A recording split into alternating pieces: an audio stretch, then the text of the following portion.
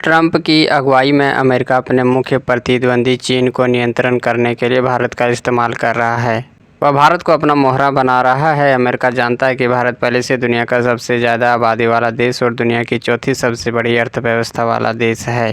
भारत 2028 तक दुनिया की तीसरी सबसे बड़ी अर्थव्यवस्था बनने की राह पर है, मगर भारत कहीं अमेरिका को ही चुनौती न दे दे, इसलिए अमेरिका पाकिस्तान कार्ड भी खेल रहा है।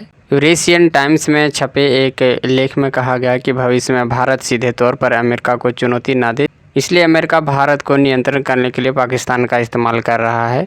वहीं पाकिस्तान को नियंत्रण करने के लिए अमेरिका अफ़गानिस्तान का इस्तेमाल कर रहा है। इसके अलावा अफ़गानिस्तान को असंतुलित रखने के लिए तालिबान से भी निपट रहा है। दरअसल अमेरिका यह सुनिश्चित कर रहा है कि एक पक्ष को दूसरे पक्ष के खिलाफ खड़ा कर रहा है ताकि पूरा क्षेत्र खतरे में रहे। साथ ही यह भी सुनिश्चित कर रहा है कि प्रत्येक पक्ष अमेरिका पर निर्भर हो। सोवियत संघ के पतन के बाद अमेरिका कम से कम 2 दशकों तक एक ध्रुवीय स्थिति में रहा। हालांकि 2010 के बाद हालात बदलने लगे, जब चीन का सकल घरेलू उत्पाद जापान से आगे निकल गया और उसके बेल्ट एंड रोड पहल से अपना प्रभाव बढ़ाया। ओबामा प्रशासन की एशिया की ध्रुवीय नीति के तहत अमेरिका ने मुख्य रूप से चीन के बढ़ते प्रभाव को नियंत्रण करने के लिए हिंद प्रशांत क्षेत्र के और संसाधनों का पूर्ण संतुलन शुरू किया। यह टैरिफ और निर्यात नियंत्रण के ट्रंप से पहले कार्यकाल और जो बाइडेन के कार्यकाल के तहत तकनीकी प्रतिबंधों और गठबंधनों के साथ विकसित हुआ। लेख के अनुसार अमेरिका ने माना है कि प्रशांत क्षेत्र में चीन के प्रभाव को सीमित करना उसके वैश्विक प्रभाव को कम करने और महत्वपूर्ण है। इस राजनीति के तहत अमेरिका ने एशिया प्रशांत का नाम बदलकर हिंद प्रशांत कर दिया, ताकि इस बात पर जोर दिया जा सके कि इस क्षेत्र में भारत का समान हिस्सेदारी है और चीन प्रशांत क्षेत्र को अपना पिछला हिस्सा ना समझ सकता। अमेरिका ने भारत को चीन के प्रति प्रतिपक्ष के रूप में देखना शुरू कर दिया है। चीन ने 2020 के कोरोना वायरस के प्रकोप और हिमालय के 2020 में भारत चीन के बीच गलवान सैन्य संघर्ष की वजह से दोनों पक्षों में कई मौतें हुई है, जिससे अमेरिका को दोनों एशियाई शक्तिशालियों के बीच दरार पैदा करने का एक और मौका मिल गया। चीन की ये बड़ी चूक थी जिससे अमेरिका ने एंट्री मार ली।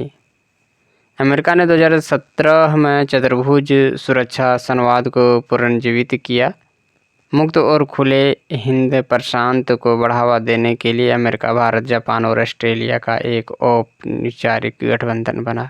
यह गठबंधन 2021 में मालाबार अभ्यास में QUAD देशों की भागीदारी के साथ एक महत्वपूर्ण उपलब्धि पहुंच गया। इस औपचारिक गठबंधन को चीन के खिलाफ एक एशियाई नाटो उत्तर अटलांटिक सिंध संगठन भी कहा गया। पिछले साल अमेरिका हिंद प्रशांत कमान के एडमिरल जॉन एक्टिविलियो ने भी कहा था कि एकजुट क्वाड बीजिंग और समुद्री महत्वाकांक्षाओं का सबसे प्रभावी हथियार है। कोरोना वायरस महामारी के बाद अमेरिका ने चीन के डिकूपलिंग नीति को भी लागू करना शुरू कर दिया, जिससे उसकी महत्वपूर्ण आपूर्ति चीन से भारत ट्रांसफ़र हो गई, जिसे एप्पल ने अपनी कई विनिर्माण इकाइयाँ भारत में स्थानांतरित कर दी गई। इस नीति में भारत ने विनिर्माण क्षेत्र में समर्थन देने में क्षमता थी। अमेरिकी उम्मीदों के विपरीत भारत ने न तो रूस के साथ अपना रक्षा साझेदारी को कम किया है और न ही रूस से तेल खरीदना रोकी है। रूस भारत के लिए हथियारों के आयात का सबसे बड़ा सोर्स और तेल का सबसे महत्वपूर्ण सोर्स बना हुआ है। ट्रंप ने भारत पर 50% टैरिफ भी लगाया है, जो किसी भी देश पर लगाया गया सबसे ज़्यादा टैरिफ है।